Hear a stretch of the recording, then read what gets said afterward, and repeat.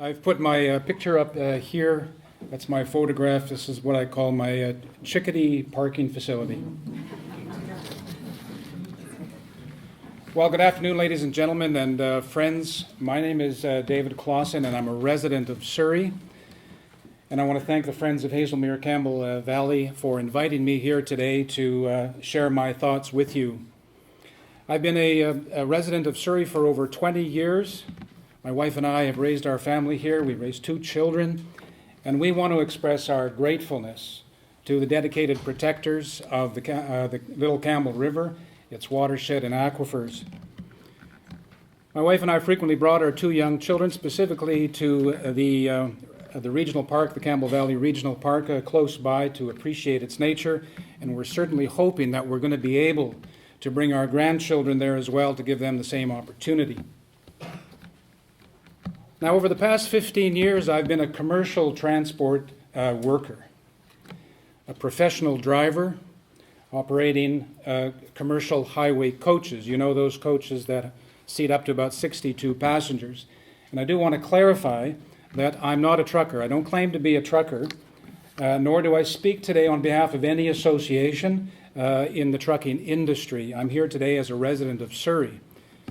My comments today are based on not only my experience as a commercial transport worker, but also as the former chair of the Transportation Committee of my union, Unifor Local 114, in which I served for the local executive from the period of 2007 to 2013. Now, we work together with truckers under the auspices of the International Transport Federation, the ITF, to obtain first-hand knowledge directly from the truckers in this region of the challenges that they face here in British Columbia and also throughout Canada. So maybe there are some truckers here today. Any truckers here today? You're probably all working. Yeah, no truckers here today. Okay, and no doubt you may be working through Christmas as well. Now, I do want to extend my support to the truckers, particularly this past week as they've been struggling down at the ports. You may have read that in the news. And standing firm at the Delta ports in particular to resolve issues. And I want to encourage any trucking company representatives who are here today in their efforts to resolve these particular issues. They actually relate to the issues that we're talking about here in terms of truck parking facilities in Surrey. Now, initially, I'm going to give some credit to the City of Surrey for recognizing in its 2006 and 07 report on the development of a sustainable truck parking policy of the significance it placed on deregulation in the trucking industry here in BC. And having said that, I'm going to cut to the chase. The ultimate outcome of deregulation is the downloading of costs to an increasing number of independent owner-operators and lease operators who invariably are unable to negotiate higher rates to cover their increasing business costs.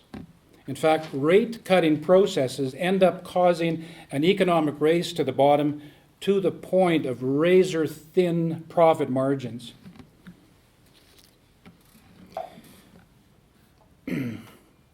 And maybe not even profit margins at all, even unsustainable deficits. In reality, the independent owner-operator and lease operator are facing cutthroat economic forces. The costs are too high to expand a sole proprietorship, while rates are too low to survive on an individual basis. So it's very easy to get into the trucking industry and make an investment, but folks, it's very hard to get out. Our studies showed before the 2008 recession, truck sales over lease deals in this region were evenly split at about 50%. But in 2010, truck sales in this region were down by about 70%. Now, it's just too risky to get into the business, and it still is. It's far safer to lease than to own your own rig. So after 2010, truck sales were about at 20%, and lease deals were up to 80%. And our research showed that individual owner-operators who made the effort to increase their fleet began reducing their fleet to cut their overhead just to survive. So an independent owner-operator, feeling good about his business, maybe was able to acquire about 4 or 5 rigs, but then he realized that he's not able to cover it. He's got too many debts. He's going to have to cut his losses, so he's reducing down to about 1 or 2 rigs at the most, just to break even and to survive. So these costs are profound. And there's 2 main costs. There's many costs, but I'll point out 2 main costs. Of course, the economic costs and then the health and social costs. Not an exhaustive list, but I'm going to name some of the economic costs here. Capital costs, varied licensing costs, insurance, permits, inspections, maintenance and repair, of course, fuel costs, tire leasing, wages, emissions testing, accounts receivable. There's so many invoices that just don't get paid, right? Long wait times, and of course, security costs at the ports. More profoundly, there are health and social costs. Long hours of work, truckers working 24/7. They're oftentimes away from their families for weeks on end. And then there's also the cost of having to resist the pressure to be creative with your driver logbooks. This is a risk to jeopardize safety standards. So maybe overall, the total costs are not just worth it to be in the business. So, truck parking facilities. Well, let's talk about that. The reason to develop truck facilities in Surrey is not because local truckers in Surrey need to have a legal place to park their rigs. That's the city's needs. More accurately, this issue is a provincial, as mentioned, a provincial and national issue related to deregulation and the downloading of costs. The way our provincial and federal governments have treated trucking companies and commercial transport workers by not providing good commercial truck, and let's call them what they are, rest stops and service facilities, is an absolute disgrace. There are so few commercial truck parking, rest stops, and service facilities for all our commercial truckers, yet national safety standards require that as a commercial vehicle operator, I need to stop and inspect my vehicle and its load approximately every 3 hours, and to not drive more than 13 hours a day in Canada and 10 hours in the US. So I very often have to pull my commercial vehicle over to the side of the road in an unsafe situation and pee under a tree, against a rock, and yes, even in a farmer's field.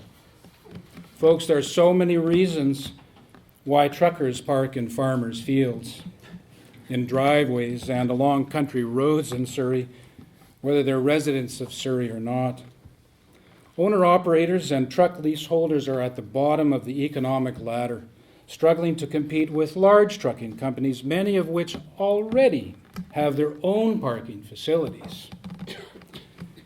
So here's a bit of a stinging message to the City of Surrey and to any councillor who may be, well, shall we say outstanding in his own field. Take note if you're downwind.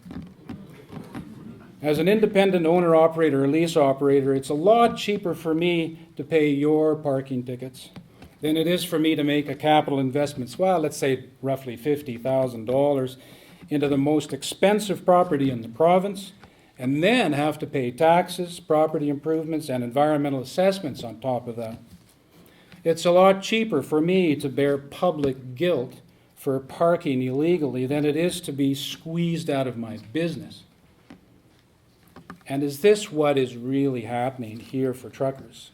Are the little guys being squeezed out of the industry thanks to deregulation? And is the city encouraging that? GG Metro Holdings Limited, whoever you are, what are you really up to? Are you only interested to get this land zoned differently for whatever purposes might work for you? Folks, let's tell it like it is. The need for truck parking facilities in the Lower Mainland and Fraser Valley is based on the need for international, interprovincial, and intraprovincial trucking companies to provide their drivers while on the road, a place to rest in order to meet very strict but necessary driver service hour rules, both in Canada and the United States, and to service their rigs to meet national and international commercial vehicle safety standards. Locations for such facilities are selected not only by these regulations, but primarily by international and interprovincial market forces. So why here in Campbell Valley? Well, that's a big discussion, no doubt. What I'll say at this point, most commercial truckers, the city reports, who live in Surrey reside north of Highway 10. And it's strange that the city might approve a truck parking facility so far south from where most of us live. And now I have to add the cost of purchasing a vehicle just to commute to work. How's that for reducing our environmental footprint? Now, we shouldn't be calling this a truck parking facility issue at all. Seems to me it's just another example of government happily and eagerly downloading costs. And maybe, if it's lucky, getting the poorest truckers to pay for the most expensive land. What a plan.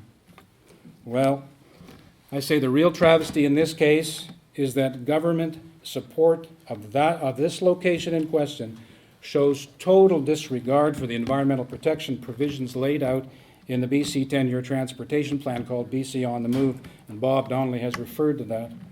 The BC government has promised in its transportation plan actually to invest $6 million to conserve habitat and improve fish and wildlife protection, and to do so alongside its provincial trucking strategy in that same BC transportation plan. Read it carefully. So what are governments at all levels doing to encourage this investment? What private company will chase these dollars? Well, finally, folks, I want to urge local truckers, if you're from Surrey or elsewhere, I want to urge you with any of your associations as well to become friends with the Friends of Hazelmere Campbell Valley, to stand alongside them to get this proposed so-called trucking parking facility moved elsewhere, which is more convenient to you, especially since the city's going to insist that you park your rigs there anyway. Well, and moved away from these environmentally sensitive areas and together resist both the downloading of costs onto your small businesses and onto ecological conservation efforts as well.